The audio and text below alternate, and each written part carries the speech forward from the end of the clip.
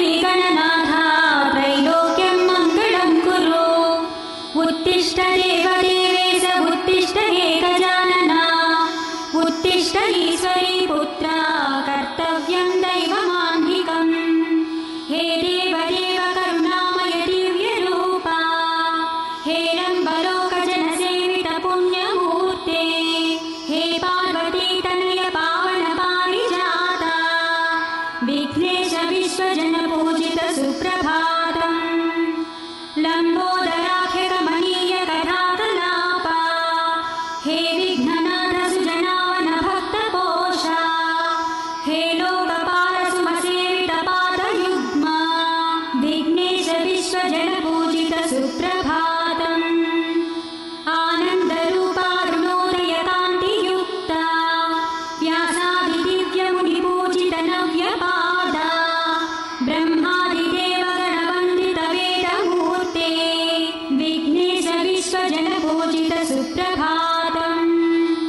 हे सुन्दरास्य गजभक्त गणेश स्वामिन् हे भक्त पूज्य गणनाथ चतुर्भुजास्य श्रीचन्दनादि सुमसेवित दिव्यदेहा विघ्नेश विश्वजन पूजित सुप्रभातम्।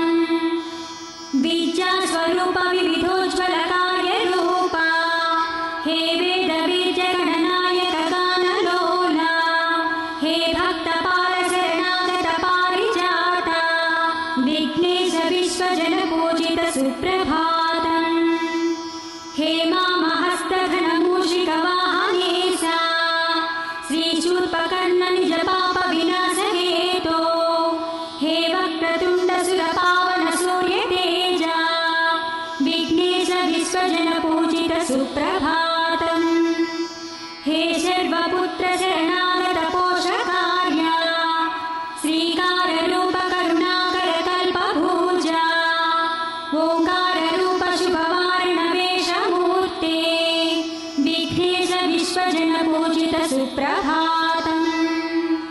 आराध्य देव चराचर विश्ववेद्या हे शम्भुपुत्र सुरवन्दित पादयुग्मा हे सोम सूर्य निज पावक पुण्यनेत्रा विघ्नेश विश्वजन पूजित सुप्रभातम्। हे सिद्धिबुद्धि निज मानस राजहंसा अज्ञानचेतन सनातन साधुपोषा षट्चक्रवास सुरसेवित सुन्दरास्य विघ्नेश विश्वजन पूजित सुप्रभातम्। कल्याणरूप जगदीश गणेश ईशा कैवल्यरूप रमणीय रमेश पूज्या हे भक्तवन्द्य भवनाश उमेश पुत्रा विघ्नेश विश्वजन पूजित सुप्रभातम्। हे सत्त्वदेह यतिलोक सुपूज्य मूर्ते हे दिव्यदेह महनीय गणाग्रगण्या हे विघ्नराज गणनीय सुरेश ईशा विघ्नेश विश्वजन पूजित सुप्रभातम्।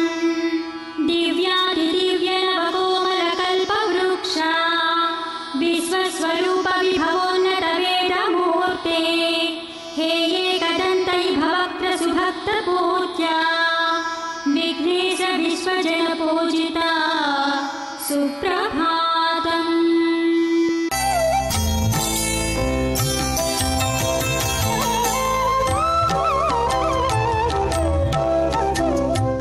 नारायण कृष्ण ओम नमो नारायण कृष्ण ओम नमो नारायण कृष्ण ओम नमो नारायण कृष्ण नंदनंदन कृष्ण नंदनंदन कृष्ण रक्षकुडीवे कृष्ण रक्षकुडीवे कृष्ण मोक्षदायक नीवे मोक्षदायक नीवे मोहमुहरिंसु कृष्ण मोहमुहरिंसु कृष्ण ओम नमो नारायण कृष्ण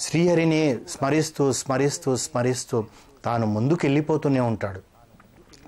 అలాంటి వాడు ఎక్కడైతే పరీక్షిత్ మహారాజు ఈ ఋషులందరితో కలిసి ఉన్న స్థలానికి వచ్చాడంట.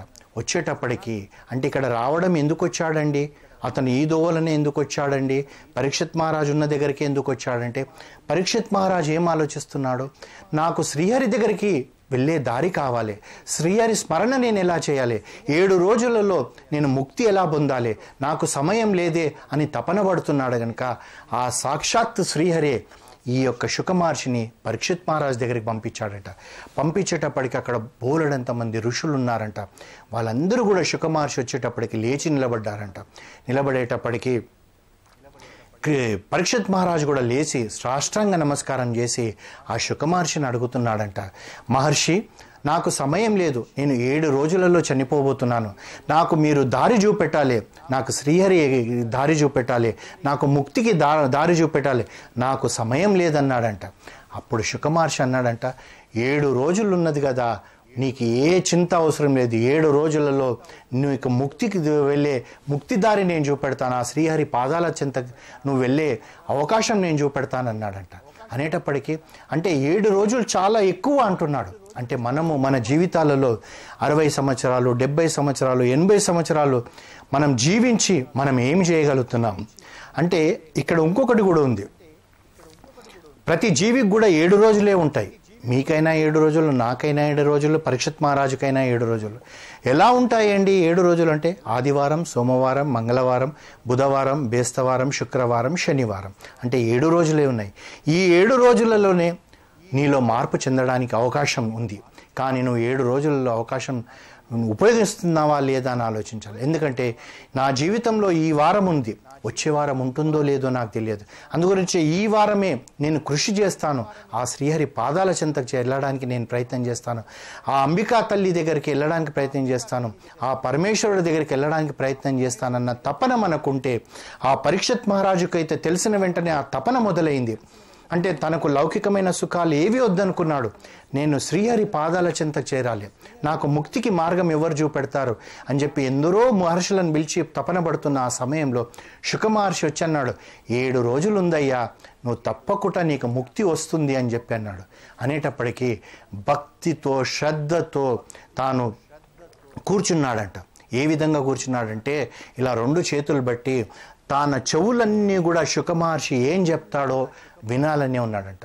మరి ఈ శుక మహర్షికి పేరు శుక అని ఎందుకు వచ్చిందంటే, శుక అనేటప్పటికీ ఒక చిలకను కూడా శుక అంటారని మనకు తెలుసు. ఆ చిలక ఏ విధంగా ఉంటుందంటే, మీరు చిలకకు రామాన్ని నేర్పిస్తే రామ రామ రామానే అంటుంది, లేదా ఇంకేదైనా నేర్పిస్తే అదే అంటుంది. ఆ శుక మహర్షికి తన తండ్రి భాగవతం నేర్పించాడు కనుక ఆ భాగవతం అనే తన మనసులో ఉంది కనుక తాను ఎక్కడ పోయినా కానీ భాగవతమే చెప్తుంటాడంట. మరి ఈ భాగవతం యొక్క గొప్పతనం ఏంటిదంటే మనం నేర్చుకోవాలంటే ఒక 10 సార్లు మీరు ఒట్టి భాగవతమేనండి, భాగవతం భాగవతం భాగవతం భాగవతం అని అంటుంటే ఏమి వినబడుతుంది అనుకో, భాగవుతాము మనం అంటున్నాం. అంటే భాగవతం అనేదే నేర్చుకుంటే భాగవుతాం మనం. అంటే ఒక వర్డ్ భాగవతం అంటేనే మనం బాగైతే పూర్తి భాగవతం 7 రోజులు సప్తాహం ఇన్ని అధ్యాయాలు మనం చదివితే మనం ఎంతగా బాగుపడతామో ఒక్కసారి ఆలోచించండి. ఆ శుక మహర్షి ఏ విధంగా ఉంటున్నాడంటే చెవులే పని చేస్తున్నాయి, ఇంకేమీ పని చేస్తలేవు. అంటే మనము ఒకవేళ భాగవతము 7 రోజులు ఎక్కడన్నా పోయి విన్నప్పుడు కూడా అండి, భాగవతం పూర్తిగా మనం ఆలకించినా కానీ అది మనకు అవసరం ఉండొచ్చు ఉండకపోవచ్చు. కానీ ఈ 7 రోజులలో ఎక్కడో ఒక మాట, ఆ మహర్షులు చెప్పే మాట వల్ల మన జీవితంలో మార్పు వస్తుంది. దానికి ఒక గొప్ప ఉదాహరణ ఎవరంటే వాల్మీకి మహర్షి. అంటే కిరాతకుడు, తన యొక్క భార్య పిల్లలను పోషించడానికి దోపిడి దొంగగా ఉన్న వ్యక్తి, సప్త ఋషులు వచ్చి రామ అనే ఒక మాట చెప్పేటప్పటికీ తనలో ఎంత మార్పు వచ్చింది, రామాయణాన్ని రచించేంత గొప్పవాడైపోయాడు. అంటే మన జీవితాలలో కూడా మనము ఎక్కడైనా పోయి రామాయణమో భాగవతమో వింటున్నప్పుడు మన ఆలోచనలు పరివిధాలుగా వెళ్తుంటుంది. కానీ ఎక్కడో ఒకడో మనల్ని తట్టి లేపుతుంది ఒక్క మాటనే, ఆ మాట వల్లనే మన లోపల మార్పు వస్తుంది. అందుగురించి శుక మహర్షి ఆ చెవులను, అంటే తన శరీరం అంతా చెవులు పెట్టేశాడు. శుక మహర్షికి పరీక్షిత్ మహారాజు చెవులన్నీ ఒడ్డెంత చెవులైపోయాయి అతనికి. అంటే అప్పుడు శుక మహర్షి అడిగాడంట పరీక్షిత్ మహారాజా మీకు దాహం వేస్తుందేమో, కొద్ది సమయం తీసుకుంటారన్నారంట. నాకు ఏ దాహం వేస్తలేదు, నాకు ఏ ఆకలి అయితే లేదు, హరినామ స్మరణ వింటుంటే నాకు దాహం అనేదే లేదు, మీరు మాత్రం దయచేసి ఆపకండి, మీరు చెప్పండి, నాకు సమయం లేదు అన్నాడంట.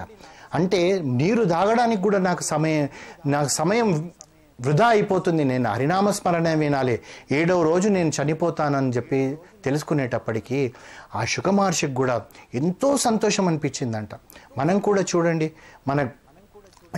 మనం ఈ కలియుగంలో కొందరు చెప్తుంటే, మనము రామాయణం చెప్తున్నా, భాగవతం చెప్తున్నా, ఇంట్లో వాళ్ళు ఏమండి అన్నం పెట్టానని భార్య అంటుంటే కూడా 5 నిమిషాలు ఆగు, ఇది అయిపోతుంది, అయిపోయిన తర్వాత తింటానంటాం. ఆ విధంగా ఉండాలి. ఆ శుకం మహర్షి చెప్తుంటే పరీక్షిత్ మహారాజు వింటూ పోయాడంట. ఆ వింటూ పోయి తాను 7 రోజులలో తాను పూర్తి భాగవతం చెప్పేసి, ఆ తర్వాత 7 రోజులు ఎక్కడ 10 నిమిషాలు ఉండని, 12 నిమిషాలు ఉండని ఆ శుక మహర్షి 7 రోజులు ఒక్క దగ్గర కూర్చున్నాడు. అదేవిధంగా పరీక్షిత్ మహారాజు కూడా కదలక మెదలక ఆ 7 రోజులు భాగవతం వినేటప్పటికీ ఆ యొక్క పామొచ్చి కాటేసి నాగన్ని పరీక్షిత్ మహారాజు అంటే విష్ణుదూతలు వచ్చి తనని వైకుంఠం తీసుకెళ్లారు. ఆ వైకుంఠంలో ఆ శ్రీహరి మనసులో నిలిచిపోయాడు, పాదాలలో నిలిచిపోయాడు. అంటే శ్రవణం అనేది ఎంతగా మనల్లో మార్పు తెస్తుంది, శ్రవణం అనేది మనకు ఎలాంటి దారి చూపెడుతుంది అని మనకు ఈ పరీక్షిత్ మహారాజు యొక్క కథ చెప్పింది. కానీ మనం కూడా ఆలోచించాల్సిందంట, నిజమేనండి పరీక్షిత్ మహారాజుకు 7వ రోజు చనిపోతామనేటప్పటికి ఇవన్నీ చేశారండి అంటారు. నిజమే, అందు గురించి పెద్దలు కూడా మనకేం చెప్తారు, ఎవరైనా ఆరోగ్యం బాగలేనప్పుడు వాళ్ళు ఏం చేస్తారు, ఆ పక్కన ఎవరినన్నా మన వాళ్ళని కూర్చోబెట్టుకొని భగవద్గీత వినిపించడమో లేకపోతే భాగవతం చదివించడమో చేస్తుంటారు. ఎందు గురించి అంటే అది ఎక్కడో అక్కడ ఆ చెవులో పడాలి. అంటే కొందరికి స్పృహ ఉండొచ్చు, ఉండకపోవచ్చు. అందు గురించి చనిపోయే ముందర మనకు అంటే చనిపోతాడేమో డాక్టర్లు చెప్పడమేమో, ఆ శరీరం చూస్తుంటే తెలుస్తుంటే చెవులో నారాయణ మంత్రం ఎందుకు చెప్తారు, ఓం నమో నారాయణ అంటే వీడు సాక్షాత్ అక్కడే వెళ్ళిపోతాడు, ఆ నారాయణుడి దగ్గరికి వెళ్తాడనే కదా. అందు గురించి ఇవన్నీ జరుగుతాయా అండి, మనం ఏదో చేస్తున్నాము కలియుగంలో అని తర్కంగా వాదించే వాళ్ళు ఉంటారు. కానీ మనకు పెద్దలు ఏం చెప్తారు, ఏ వ్యక్తి అయినా కాశీలో చనిపోతే అతనికి ఇంకా మోక్షమేనండి, మళ్ళీ జన్మ లేదంటారు.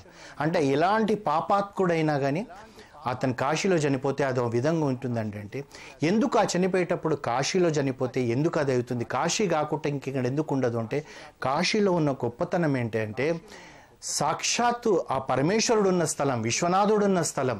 అయితే అక్కడ వెళ్ళిన వ్యక్తి ఏదో విధంగా చనిపోయాడు అనుకుందామండి, అంటే అక్కడ వెళ్ళి చనిపోవాలని ఆలోచించి తపస్సు చేసే వాళ్ళు ఉన్నారు. లేదు కాశీ చూస్తేందుకు వెళ్ళాడు, ఆ వ్యక్తి చనిపోతున్నాడు అనుకోండి, చనిపోయే ముందు క్షణాలలో ఆ చనిపోయే వ్యక్తి తల పార్వతీదేవి ఆ తల్లి తన ఒడిలో పెట్టుకుంటుందంట. ఆ సమయంలో ఇక్కడ గణపతి సుబ్రహ్మణ్యుడు అతను వారికి ఏమాత్రం విసనకరతో ఊపుతుంటారంట. అంటే చనిపోయేవాడికి శ్వాస రావడానికనో ఏదో విధంగా ఆ సమయంలో ఆ పరమేశ్వరుడు వచ్చి ఆ చనిపోయే వ్యక్తి కుడి చెవులో రామతారక మంత్రం చెప్తాడంట, అంతే అతనికి మోక్షం అంట. అందుగురించే మనము బ్రతికున్నప్పుడే వినాలి, బ్రతికున్నప్పుడే మనం ప్రయత్నం చేయాలి, హరినామ స్మరణం దాన్ని పెంపొందించుకోవడానికి మనం ప్రయత్నం చేయాలి. అయితే ఇది ఒక పరీక్షిత్ మహారాజు గురించి మనం తెలుసుకున్నామండి.